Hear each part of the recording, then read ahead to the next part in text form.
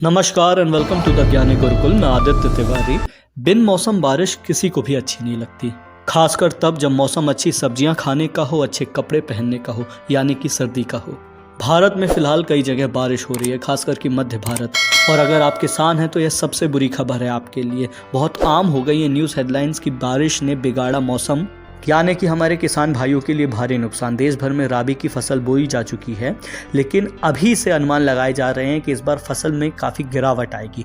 गेहूं के उत्पादन को देखा जाए तो 4% की गिरावट आ सकती है। और इसके पीछे जो परिस्थिति जन्य कारण है, कुछ मानवीय हैं और कुछ प्राकृतिक। देश में बुआई का रकबा घटने के बाद गेहूं का उत्पादन करीब 10.64 करोड़ टन रह सकता है। पिछले साल यानी 2022-23 में गेहूं का उत्पादन 11.05 करोड़ टन रहा, जो कि नॉर्मल सालों से कम ही था। आपको अच्छे से याद होगा कि पिछले साल भी फसल बर्बाद हुई थी, जो पाला पड़ा था, बेमौसम बारिश हुई थी, उसके कारण खासकर कि उत्तर प्रदेश जैसे क्षेत्रों में। अब अगर आप सरकारी आंकड़ों की माने तो 3 नवंबर तक देश में गेहूं का रकबा पिछले साल के मुकाबले 12.6% कम रहा है।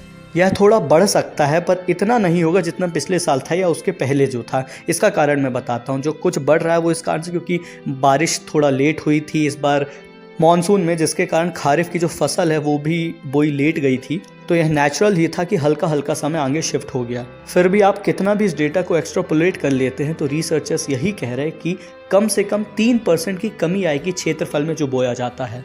यानी जहां पिछले साल 3.14 करोड़ हेक्टेयर था, वही इस साल केवल 3.04 करोड़ हेक्टेयर रहेगा।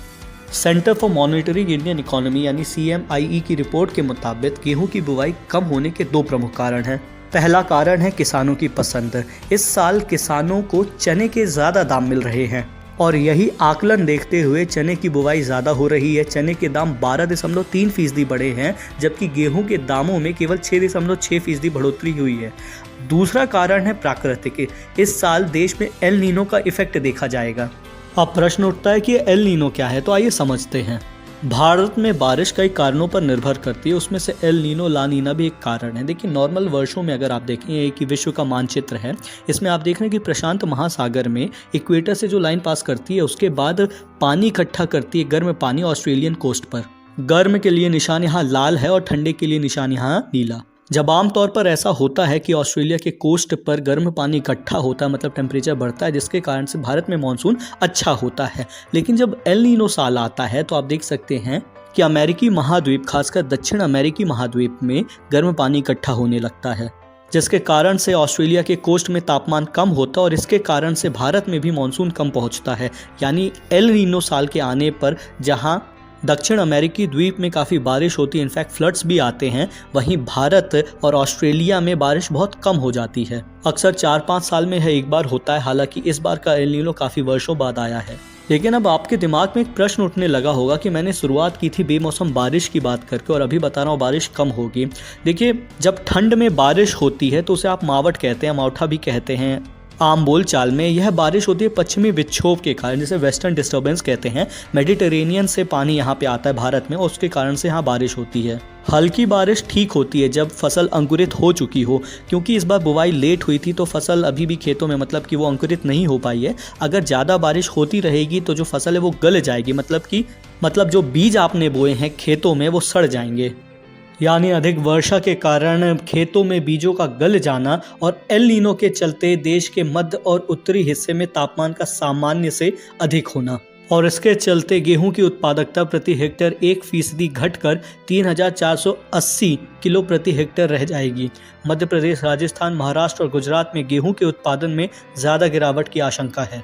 हालांकि FCI ने यह भी कहा है कि हमारे पास ज़रूरत से ज़्यादा स्टॉक अभी भी मौजूद है और वैसे भी सरकार की अन्य योजना चल ही रही है, जिसमें आने वाले 5 सालों तक 80 करोड़ लोगों को मुफ्त राशन दिया जाएगा। इन्हीं सभी बातों के कारण आशंका लगाई जा रही थी कि देश में व्यवस्थाएं ठीक नहीं रहेंगी और महंगाई काफ़ी ऊंचे स्तर पर रहेगी। अब आप वैसे भी जानते हैं कि यूक्रेन और रशिया का जो युद्ध है और दोनों ही देश बहुत बड़े निर्यातक हैं गेहूँ के, तो वैसे भी वैश्विक बाजार में काफ़ी महंगी हैं गेहूँ की। हाल ही में कॉन्फ्रेंस ऑफ पार्टी 28 UAE में हुआ, जिसमें प्रधानमंत्री मोदी भी गए थे। यह वैश्विक स्तर पर जलवायु परिवर्तन को लेकर होने वाली एक बड़ी कॉन्फ्रेंस है, जिसमें दुनिया भर के बड़े नेता सम्मिलित होते हैं। प्रधानमंत्री मोदी ने इस बात पर काफ़ी फोकस किया कि किस तरीके से हमें कार्बन सिंक्स बनाने होंगे और इसमें लोगों की पार्टिसिपेशन बहुत ज़रूरी होगी। ताकि इससे हमारी फूड सेफ्टी और सिक्योरिटी सुनिश्चित रहे। साथ ही में उन्होंने यह भी प्रपोज किया कि COP33 मतलब कॉन्फ्रेंस ऑफ पार्टी 33 2028 में जो होगी वो इंडिया होस्ट करना चाहेगा। भारत भी इस बात को बहुत अच्छे से जानता है कि जलवायु परिवर्तन के कारण भारत पर बुरे असर पड़ेंगे। कई ऐसी रिसर्च रिपोर्ट्स आई हैं कि किस तरीके से भारत पर क्लाइमेट चेंज हावी हो जाएगा और कम अंतराल और लंबे अंतराल में किस तरीके से भारत पर इसका असर दिखेगा। अगर आप खुद गवर्नमेंट की रिपोर्ट माने तो 2050 और 2080 को लेकर उन्होंने कहा है, अगर जलवायु परिवर्तन के साथ अडेप्ट नहीं किया जाता तो जो राइस की ईल्ड है मतलब चावल की उपज है उसमें 2050 तक 20% कमी आएगी और 2080 तक 47% कमी आएगी। यह डेटा भयावह इसलिए है क्योंकि तब तक हमारी पॉपुलेशन बहुत अधिक हो जाएगी। और अगर बात गेहूं की फसल की जाए तो ईल्ड में 19.3% की कमी आएगी 2050 तक और 40% की कमी आएगी 2080 तक। अगर जलवायु परिवर्तन के कारण तापमान 1 डिग्री सेल्सियस बढ़ता है तो जो मक्के की फसल है उसमें 6% कमी आएगी शॉर्ट टर्म में और करीब 4% कमी आएगी लॉन्ग टर्म में। ये तब एडजस्ट किया गया है जब हम नए संसाधनों का प्रयोग करते हैं जलवायु परिवर्तन को कम करने के लिए। एक समय ऐसा आएगा जब हम खा तो बहुत रहे होंगे पर हमारे शरीर को जो आवश्यक न्यूट्रिएंट्स होते हैं वो हमारे खाने से नहीं मिल रहे होंगे। इसका कारण यह है कि जब अधिक कार्बन हो जाता है, कार्बन डाइऑक्साइड हो जाते हैं एटमॉस्फेयर में, तो वो जल्दी ग्रो कर जाता है प्लांट्स, लेकिन जो न्यूट्रिएंट्स होते हैं, माइक्रो न्यूट्रिएंट्स होते हैं जैसे कि जिंक हो गया, आयरन हो गया, ये उसको पर्याप्त मिल नहीं पाते हैं, जिसके कारण जो फ्रूट्स वो बनाता है, अनाज उससे जो पैदा होता है उसमें भी ये न्यूट्रिएंट्स मिसिंग रहते हैं। वर्ल्ड बैंक की रिपोर्ट मानी जाए तो भारत में माल न्यूट्रिशन एक बहुत बड़ा मुद्दा होने वाला आने वाले समय में, जिसके कारण चाइल्ड स्टंटिंग होगी। स्टंटेड चाइल्ड वैसे बच्चे होते हैं जिनकी आमतौर पर जितनी हाइट होनी चाहिए उतनी नहीं बढ़ पाती है क्योंकि उनके शरीर में अच्छे न्यूट्रिएंट्स नहीं मिल पाते और इन न्यूट्रिएंट्स और मिनरल्स की कमी के कारण उसकी लंबाई औसत से कम रह जाती है।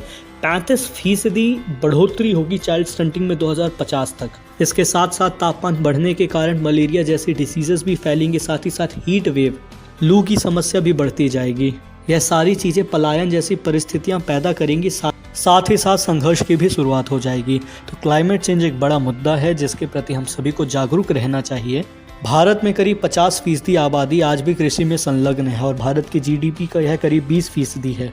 इस वीडियो को बनाने का मेरा मकसद यह था कि हम किसान भाई आपस में इस बात को समझ सकें कि हमें नई रणनीति के साथ में किसानी करनी है, समय के साथ खुद को बदलना है। इसी के लिए हमने हमारे सीरीज़ भी चालू की एग्रीकल्चर की, और भी सारे वीडियोस हैं, आप उसे भी चेकआउट कर सकते हैं, प्लेलिस्ट है पूरी।